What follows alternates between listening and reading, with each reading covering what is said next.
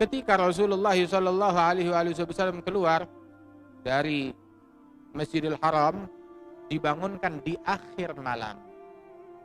Di akhir malam itu kalau sekarang mungkin di Malaysia ini mungkin pukul 3 malam. Dibangunkan, dikejutkan dari tidurnya pukul 3 malam. Bangun, pukul 3 malam. Ada apa? Apakah ada family keluarga yang meninggal dunia? Ataukah ada terjadi kebakaran? Atau tanah runtuh? Atau ada musibah? Atau ada hal penting lainnya? Dikejutkan dari rumahnya. Kita kalau diketuk pintu rumah kita pukul 3 malam, ada orang mengejutkan kita pukul 3 malam.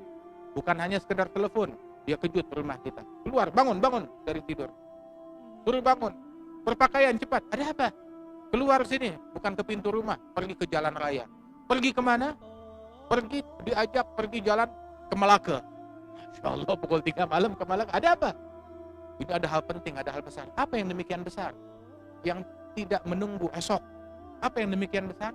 Perjalanan mencari berkah. Perjalanan mencari ilmu. Perjalanan untuk sholat. Perjalanan untuk berziarah.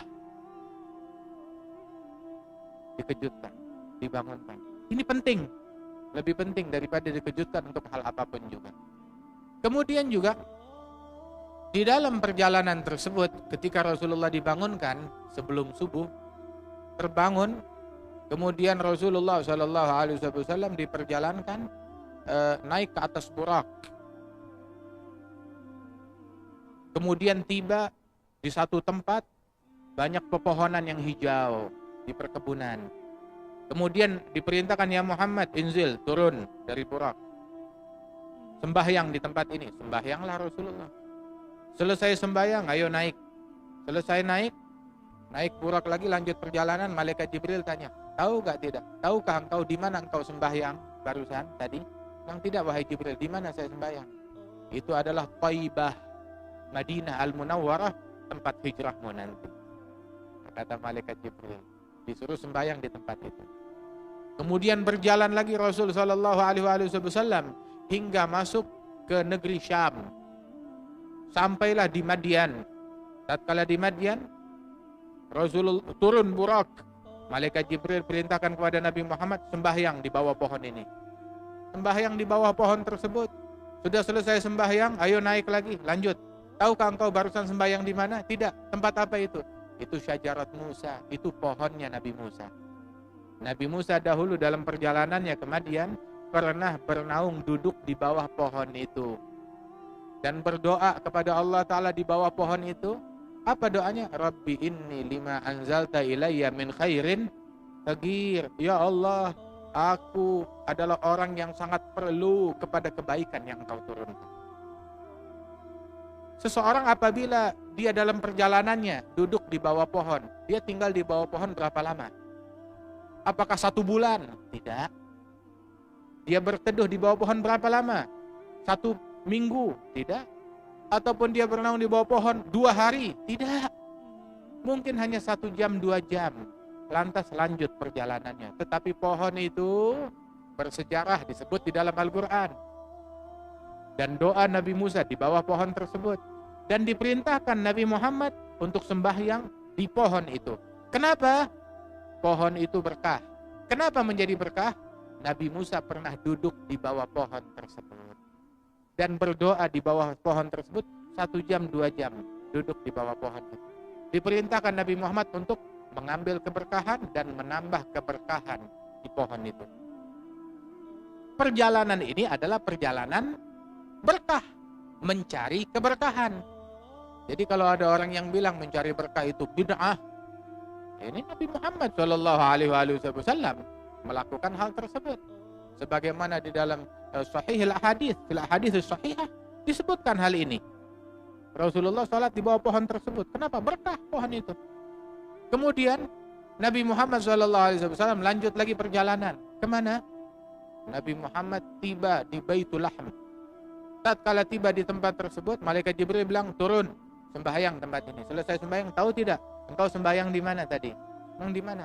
Hadza Baitul Lahm, haitsu wulida Isa. Itu adalah Baitul Lahm, tempat dilahirkannya Nabi Isa. Nabi Isa lahir di tempat ini. Masya Allah. Kenapa Nabi Muhammad diperintahkan sembahyang di situ? Itu tempat yang barakah, tempat yang penuh keberkahan. Sebab di situ Siti Maryam, beliau berteduh, Nabi Isa lahir di tempat tersebut, rahmat Allah Ta'ala turun di tempat itu, maka Nabi Muhammad mengambil keberkahan dan menambah keberkahan di tempat tersebut. Sallallahu alaihi wa alihi wasallam. Kemudian juga Rasulullah sallallahu alaihi wasallam, sebagaimana disebutkan di dalam Sahih Bukhari, beliau ketika akan masuk ke Baitul Maqdis, maka melalui kuburannya Nabi Musa. Nabi Muhammad bilang, aku melalui kuburannya Nabi Musa dan aku lihat Musa sedang sembahyang di dalam kuburannya dan aku memberi salam kepadanya. Aku melalui Musa sedang sembahyang di kuburannya. Kemudian Rasulullah mengatakan kepada sahabat, menyebutkan address kuburannya Nabi Musa. Disebutkan addressnya di mana. Kalau seseorang memberitahu kepada kita, engkau kenal Fulan bin Fulan, ya, Fulan bin Fulan, addressnya di sini. Tujuannya apa? Untuk kita apa? Jangan kamu datang kepada dia, jangan kamu ziarah kepada dia, addressnya di sana. Tidak, dikasih tahu addressnya adalah untuk kita apa? Ziarah, datang. Jadi kalau ada orang melarang ziarah kubur, tak boleh, ziarah kubur Nabi, tak boleh. Nabi Muhammad memberikan address kepada para sahabat. Rasulullah bilang di dalam hadis, "Lau kuntum thamma la urikum makana." Kalau kalian ada di situ bersamaku, akan aku tunjukkan kepada kalian letak makamnya Nabi Musa. Indal Kathibil Ahmar. Disebutkan alamatnya di tepi jalan menuju Baitul Maqdis. Itu sekitar Ramyat Hajar, satu batu jaraknya, kata Rasulullah, di tepi jalan masuk menuju Baitul Maqdis. Itu jaraknya ke tanah haram Baitul Maqdis sekitar satu batu, kata Rasulullah sallallahu alaihi wasallam. Indal Kathibil Ahmar, di bukit yang tanahnya kemerahan.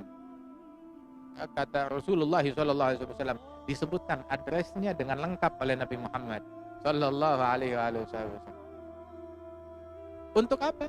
Untuk kita menjaga dan perhatian kepada ma'athiril anbiya, bekas-bekas para nabi dan bekas-bekas para kaum sholihin. Sebab di Baitul Laham bukan hanya sekedar tempat lahirnya Nabi Isa, tidak, tetapi di situ adalah tempat Siti Maryam, beliau beristirahat, ya. Kemudian juga menanti proses kelahiran beliau di tempat itu. Nabi Isa di tempat itu tak lama. Yang lama di tempat itu adalah Siti Maryam, ibunda Nabi Isa. Dan Siti Maryam bukan nabi, bukan rasul, seorang waliyah, wanita salihah yang dimuliakan oleh Allah Subhanahu wa taala. Jadi itu adalah tempat yang berkah. Kita diajarkan untuk perhatian bima'athir al-anbiya warusul wasalihin, perhatian kepada tempat-tempat para nabi-nabi, para rasul dan para kaum salihin. Kalau bahasa Indonesianya apa tuh? Napak tilas, mengikuti jejak-jejak mereka, jejak para rasul tersebut. Itu yang dilakukan oleh Rasulullah sallallahu alaihi wasallam.